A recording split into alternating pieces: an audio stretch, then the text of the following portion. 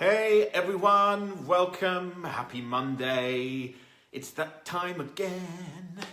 I missed you all last week. I'm sorry I didn't get back in time. Hopefully you all saw the post to say that I had spent my day with an extraordinary bunch of 250 people, and the day ran on and lots of stuff occurred and things appeared and stuff happened.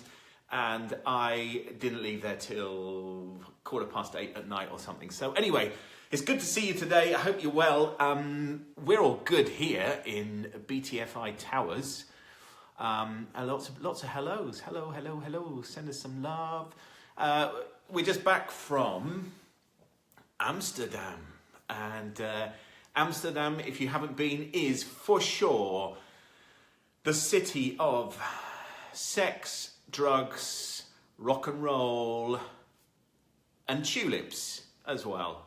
Tulips is, you work out which is the odd one out, but the tulips I was particularly drawn to, I have to say. And it was only 3 days, we had 3 nights, Kelly and I, and it's a bloody amazing place. Actually, it's as quirky as hell. It's got such a great spirit and energy, and if you like tulips, it's an even better place to go. But I think we did all of it. We definitely went to the sex museum. There, you don't have to go anywhere for the drugs. You can just breathe in as you walk down the street, and it already hits your system. And rock and roll. Did we do rock and roll? I had a bike when we hired a bike one day, which was called the Blues Brothers. So there you go. So we kind of did it all, and we took in some tulips.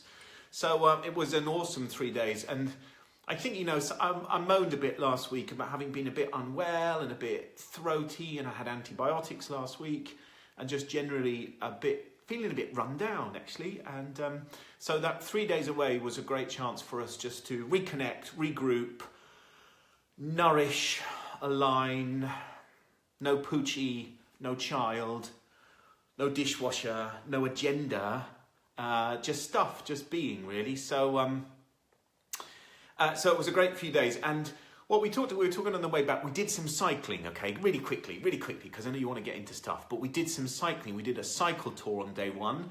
And we had discussed beforehand that Kelly hadn't been on a bike for a while. It was only just as she was about to get on the bike that she realised it was about 29 years since she'd got on a bike. So for those of you that think she's under 29, no, she's not.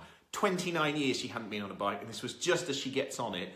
For her, a bit of an old fuck moment of, hang on, I haven't been on a bike for 29 years. How does this work? And there we are, in a city, cycle paths, people, other cyclists that completely own the road, trams, complete craziness. And the moments that I did glance around at Kelly, bless her, 3 hours we were on this thing, 3 hours on a bike. Good job it wasn't a tandem. But there she was, that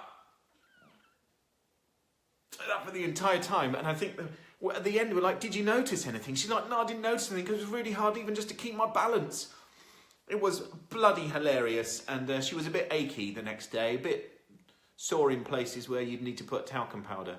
But it was brilliant. And I think, do you know what happens is when we push our comfort zone, when we push the limits of stuff, where we get to, I suppose it becomes real conscious competence place, which is hard in life, where we have to think about doing it well, we shift awareness. Our awareness automatically moves. And I think that was a bit of a reality check for both of us over the 3 days of new stuff, new places, new things to take in. And again, just shifts your awareness. And I think it was a big awareness kick up the arse for Kelly. But she did it, right? No one died as a result of it. She managed to stay on the bike for the entire time. Bless her, balance was a bit of a problem, I think, though. But so all good. So here we are. Good to see you. There's loads of you here, which is great.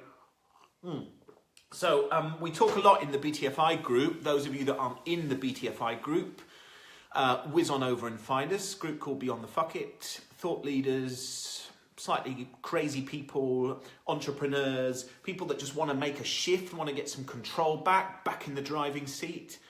That whole notion of, some people spend their life before they've even turned the key, they've got their foot on the brake.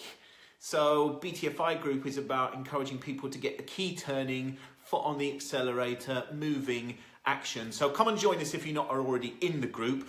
And we talk a lot in there about awareness, because awareness gives us choice, right? The moment we shift our awareness and we have greater awareness, breadth and depth, we have more choice. We have more opportunity and possibility to decide and start driving our own car and choosing what we want a bit more. So I'm kind of always mindful. You know, I'm forever just picking up stuff. I see articles, I watch something online, and I go down a rabbit hole. And I stumbled across a lady a couple of weeks ago called Tasha Eurich. I haven't read her book yet.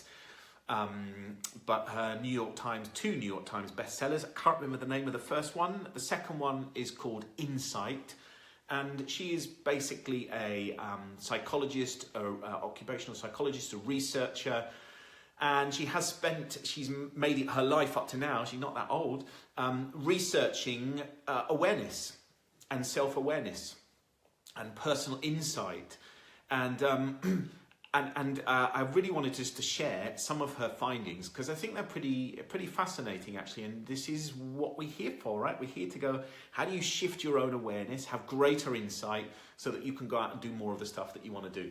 So Tasha's work, we'll put some links in so you can go and track her down. She's done a great TED Talk and all kinds of stuff.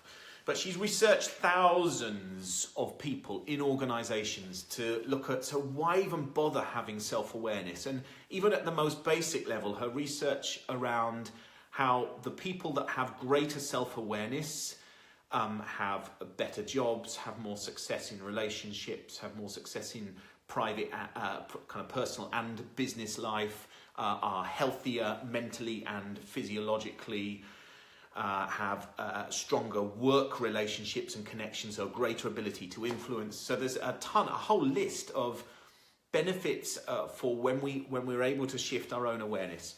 So she's worked with thousands of people to go, so actually what does it really mean? Those people that have high self-awareness, what are the components within it? She did qualitative and quantitative research. And some of her shocking information, some of her shocking find is that, having researched this number of people, that 95% of people, okay, 95% of people believe they are self-aware. How many of you here think you are self-aware? If you think you're self-aware, type yes in the comments. So 95% of people go, yeah, I'm self-aware. I'm kind of on it. I'm waiting for some yeses to start coming in before I move on. We're going to get any yeses? Anyone going to own it and go, yeah, I'm self-aware? Anyone the self-awareness ninja? Charlotte Murray. Bethan, yep. So we're getting a few yeps. So out of the few people that are on, we got a couple of yeses. No more. The rest of you are either like, just occasionally. Yeah, I like that. Okay. So we've got 95%, Sandra, yes. 95% of people think they are self-aware. Her actual figures, when they've gone through a whole series of tests, thanks, Jonathan, for being honest, nope, are around the number of people that actually are self-aware is around 10 to 15% of people. Which means at any one time, 80% of us are lying to ourselves. Because we go, yeah, we're self-aware, we've got insights, we worked it all out, we worked the pieces out, we've got enough to move forward with. So 95% of people go, yeah, I'm self-aware. The reality is, just in her research, which is pretty big mass of data that she's done, 10 to 15% of people have high self-awareness. So I'm going to talk you through one of her models in a moment. But she basically looks at that there are, what we often think of as self-awareness is our own insight into our own inner world, which will be our values, our beliefs, our thoughts, our feelings, our behaviors, our experiences, that whole ability to look deep within and join some dots up and to be able to predict. And whilst Tasha Eurich says absolutely that's a really big part of our ability to look deep within our inner world, actually what she says is there's just as much importance on our self-awareness being made up of our outer world, which is, so all of those things around thoughts, beliefs, values, identity, purpose, feelings, attitudes, joining the dots in our inner world, is our importance to understand how we are perceived and seen by others in our outer world. And that actually it's that blend of the two, that increases our self-awareness. So for me, I was like, wow, I always think of self-awareness is, what do I think about my own stuff? Do I get some of my own shit in order? Can I join up some of those dots for myself? And whilst that is important, there is this importance in being able to look outside of ourselves. So for those people that see us and see how we show up, to get insight from them, and as soon as we do that, that actually what we have the opportunity to do is to broaden out our own insights. Now, one of the other interesting things about her research is that although we may have high awareness in our inner world, does not automatically mean that we have high awareness in our outer world. And I see this quite a lot in corporates, where I see people that they have quite a high insight, they believe, to themselves. And actually when you start to correlate it to the views of people around them that see them in activity every day, there's a real difference. Often there's quite a big void between the inner world piece and the outer world piece. So that importance of the two.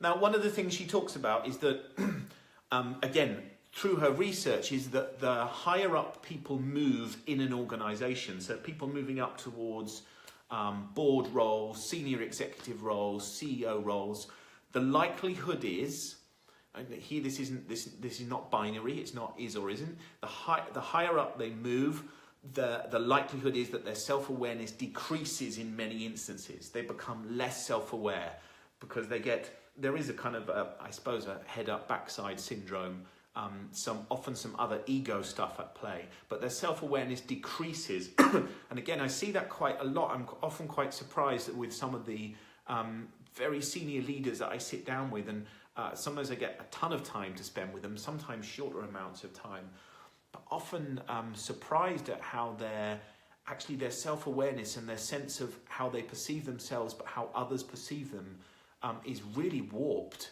And often when you start to open up a conversation about it, most of the scenarios I'm in with them are about opening up that conversation and that dialogue, and that very often they don't want to hear it, and there is pushback on it. So being mindful of that, wherever your role is in an organization, whether it's your own organization or someone else's, about what happens the more senior you go, and where is then your radar for your own self-awareness. True too for the people that you work with. Where is their own radar for their self-awareness the higher up they go in a business? And what she also talks about is that it's really prevalent in startups. So organizations that have fast and furious growth, people can start massively self-aware, but something to do with the pace of activity and the focus, excuse me, and where we're putting our attention means that, again, there's a likelihood that the pace of change is so fast that self-awareness decreases at a fast and furious rate too. So, which is, I think, is really fascinating for, a lot of the people that are in the BTFI group, a lot of the people that will watch this are within startup space. And again, just that holding the mirror up piece of actually when you're so in it. I sat down a couple of weeks ago with a couple of people that are in startup world through doing some coaching with them. And again, just quite surprised at the pace of their life and where their thinking and their focus is, and how crazy their inner world seems, that they lost a big sense of reality of how their messages, how their style, how their impact was actually landing. And I just think, and it's a real important time, right? When we're in startup world, of our impact on others and the relationships that we're forming and how we're nurturing relationships, whether that's people within our own team or whether that's customers.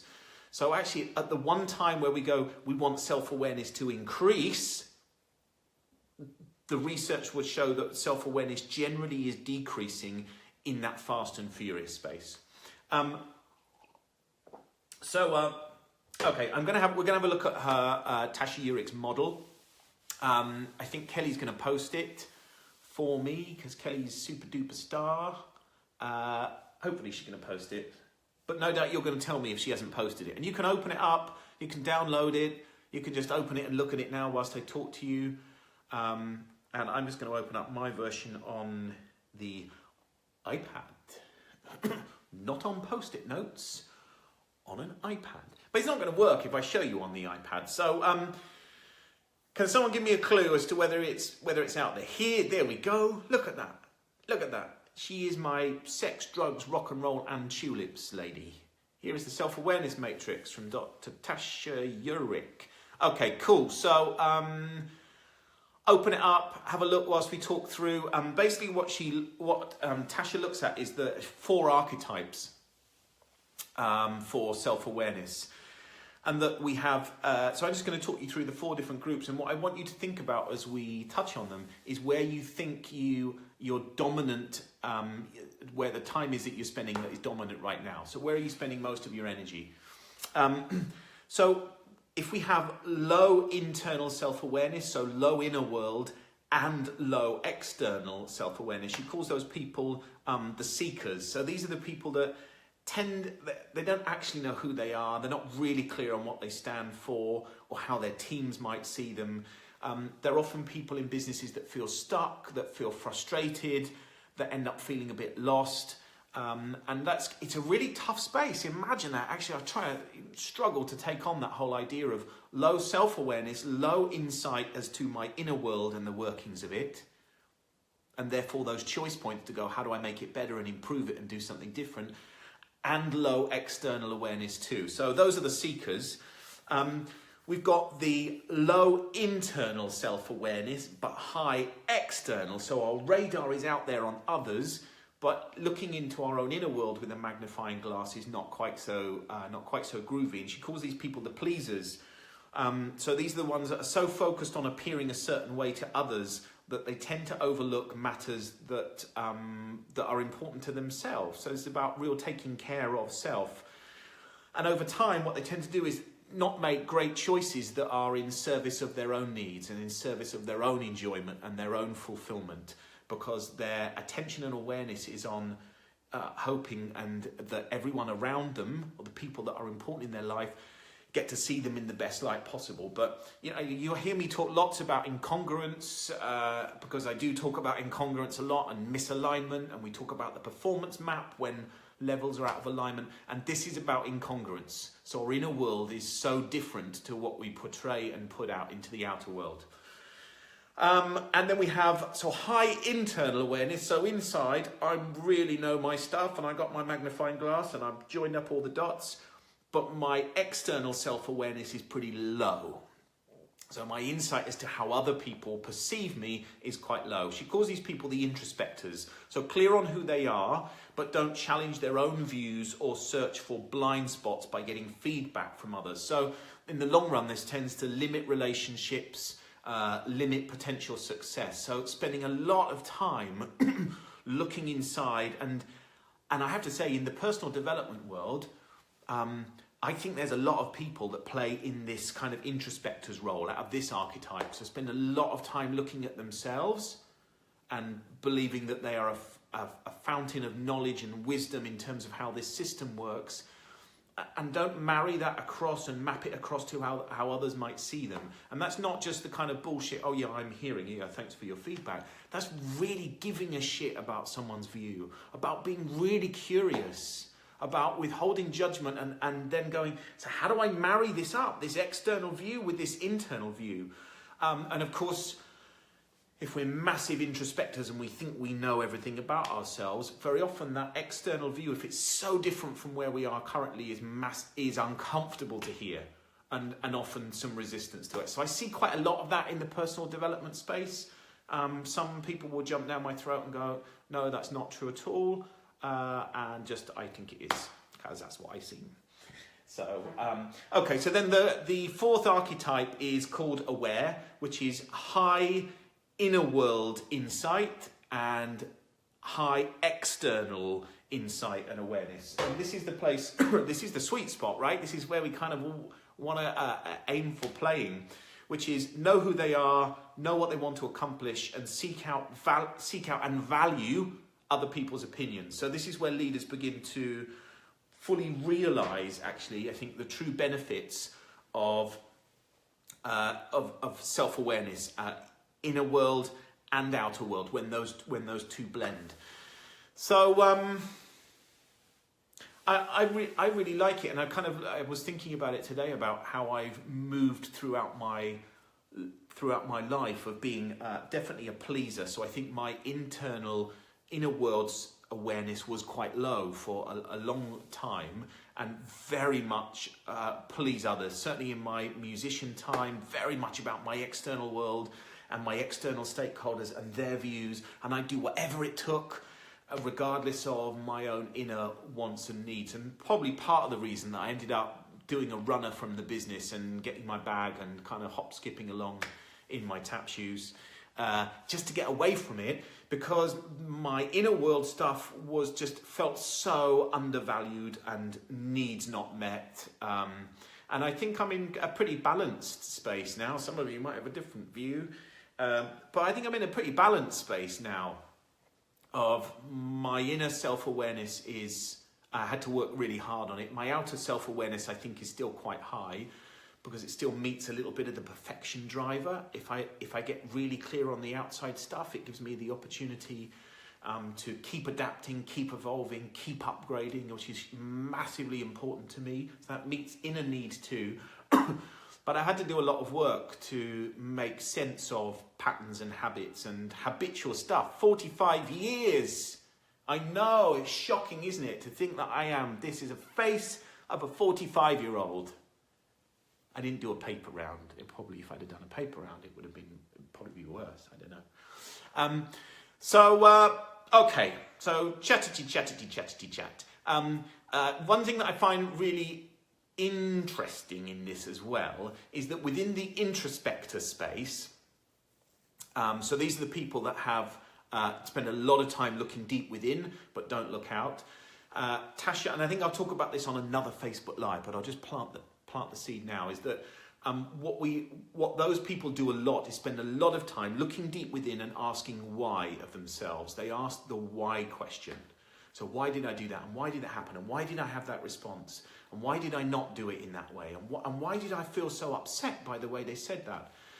And as my fascination and all my training in CBT and cognitive hypnotherapy and all of that stuff, I know that there is such a big distinction between what we can consciously hold and what goes on unconsciously for us. That data that is not as easy to get, that insight, that awareness that is not as easy to get to, which is why there is such magic when used well in using hypnotherapy, cognitive hypnotherapy and hypnosis. Because we just can't access all that stuff. It's simply not available to us just to go and grab. So we spend a lot of time going, yeah, I wonder why I responded in that way. Well, that must be because... And what Tasha says is that most of the time we're then just we're taking a feeling, we go, oh, there's a feeling, so that feeling must mean, and we attach some meaning to the feeling, and we go, oh, well, that's why I reacted like that then. And very often that is we're off-piste with that. We're not on track with it, because many of the insights, the real deep self-awareness sits many layers down, is not just as easy to grab as that. So I find that really fascinating, because I think we do a lot of that bullshit. I wonder why I did that. Oh yeah, I know. And of course sometimes you will know. Of course sometimes you know. And in many instances we attach a meaning and we go, well, that's what that means, and then now I'm more self-aware, and off we go. But many times we just bullshit ourselves. So there is a more useful question than why, which is to ask the what question. Generally in life, right? Why questions don't give us much. What questions give us more data. So what was that for? What was that about? What provoked that response? What was important to me about reacting in that way? I think we'll do a question one. That's what we're going to do. We're going to do a question Facebook Live about the power of questions, because I think this why question wrong foots a lot of people. So, right, let's draw this to a close. If you've got any questions, chuck them out there. And so what I want you to think about in terms of moving this into some action is to go, so which of the quadrant do you think you kind of take up residence? Which one out of the 4 quadrants?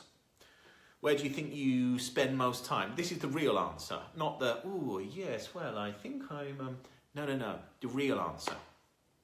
Might be a bit uncomfortable. Remember the stats I gave you at the beginning. 95% of people go, yeah, I'm really self-aware. Reality is 10 to 15%, which means 80% bullshitting themselves at any one time. So where do you think you hang out in the 4 archetypes?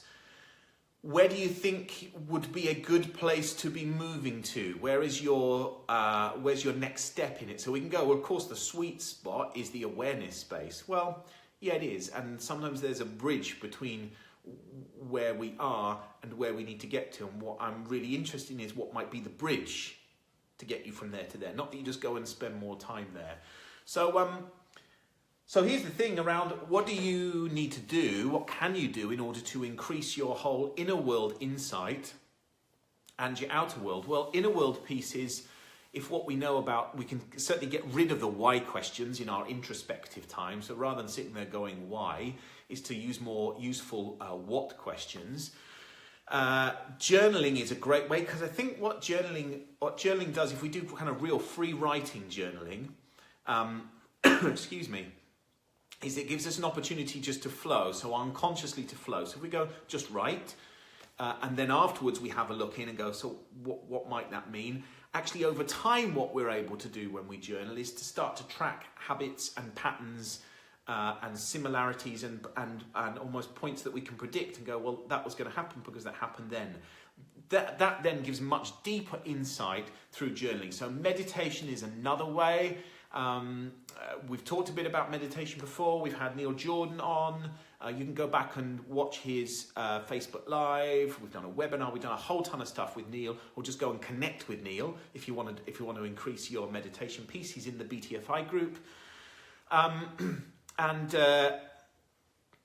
So I think, sorry, completely lost track by attempting to read comments and think at the same time, which is just a bit of self-awareness I'm sharing with you there, that I'm shit at it. So there's that first piece about journaling, meditation. What do you need to do for you to do some real decent work on the inner world? The Facebook Live I did about purpose may be a good one to go and spend a bit more time looking at. Again, back to purpose, performance map. So all of these things you can go back through old Facebook Lives. If you want some signposts, we'll signpost which ones are good to go back to. So what would increase your inner world awareness, outer world awareness? What do you need? What help do you need to build outer world? And I think one of Tasha's really key points in the outer world piece is that if it's going to be work-based people that we're choosing to give us some insight, is that those people are 2 or 3 people that see us consistently. So it's no good just having the one that might see us do something once a month. Who are the people around you that see you do stuff consistently, that will be prepared to tell it as it is? So these may be people that are already on your side, on your team, that you can have an easy conversation with, and there may be people that you spend less time with. And if that's the case, then you need to set some real clear rules around what it is you're wanting. So what insight is it you're needing around a specific piece, a specific style, a certain way you have impact? What is the thing? But what's really important is, so yes, of course you can go out to friends, you can go out to people in Facebook groups, you can go out to people in the BTFI group. That's a big part of it, is the accountability piece. How do I show up? And get some insight from there. And actually, if you're wanting it on a work aspect, that go for people that see you consistently. So who might the 1 or 2 people be where you can start just to build up that whole muscle around the external insight? There's a whole separate piece, which is another Facebook Live, about once you've got this ton of rich data and insight, inner world and the outer world piece, then what do you do when you pull them together? Because there's going to be some pain in that, because they're going like that. But hang on, I thought I was like that, and they think I'm like that. So it might create some confusion, which of course then just gives you choice. Because we listen to our outer world doesn't mean we have to take it on. Doesn't mean it's our truth. But the more we build our self-awareness, the more curious we become. To go, what if that were the truth? How does it fit? Like that. So this is what it's about, right? Because I don't want you to bullshit yourselves. I want you to develop and get insight, inner world, outer world, so that you get more choice, so that you can play bigger, live limitlessly, get more of the stuff that you want. So there's just, I'm kind of amazed at the number of people that just go on bullshitting themselves. Why would you do that? Just get real, plug in. And of course, what often stops us is ego, which is another Facebook Live. I think I've created like another 5 Facebook Lives to do tonight. So, okay, so I can't see any questions because I'm on my phone. I can never see questions. I can never go. So some real honesty in there. Thanks, Sandra. Introspector is where I'm heading towards being depressed like last year.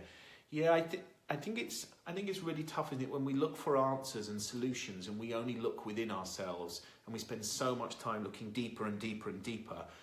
And as I said earlier, I really believe this, having spent quite a lot of time having a therapy clinic and not just my corporate work, is that doing that deep inner work is really hard doing it on our own.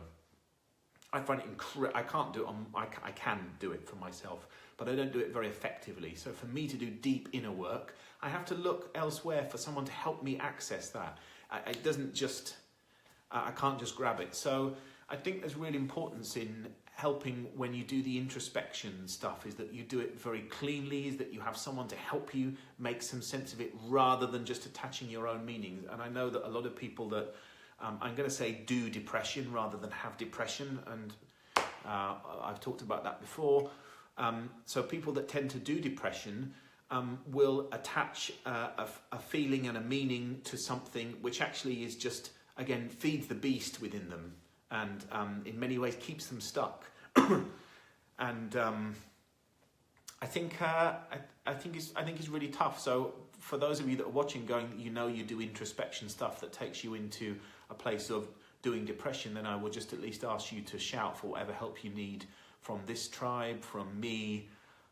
It's really important that you don't have to do that stuff on your own. Okay, I think that's it for tonight. I'm feeling quite tulipped from Amsterdam. I'm not going to sing Tulips from Amsterdam, by the way, just cause it wouldn't be good. So thank you for tuning in, for all of you. Quite a lot of you on here. Again, if you're not a part of the BTFI group, then come and join us. We're lovely and challenging and a bit provocative and a bit pushy, and there's no gurus allowed in the BTFI group. We don't like gurus. So the group is not, although it might be my group, the group is not about me, it's about you. So no pedestal people in our group, just people that go, let's just give some stuff and also be brave enough to ask for when we need things. So come and hang out with us there. If you're watching this, not the live version, you're watching it on catch up, you still ask questions and we will still pick them up. So that's super duper cool. And as ever, action is important. I don't want you to sit this and go, that's really interesting. He's so interesting, that Richard Tyler boy, man. Don't do that. That's bollocks. You just wasted half an hour, 35 minutes, in fact. So action is really important. So my question is, what are you going to do with tonight? Where are you going to make just a 1 degree adaptation and tweak? Where are you going to go and seek some input? Are you going to start journaling? Start capturing some of the insights from the inner world. Okay, that's it, lovely people. Go and have a great Monday night. Catch you in the week, no doubt, somewhere, sometime. Otherwise, see you next Monday at 8 o'clock. Okay, have a good one, folks. Take care. Bye.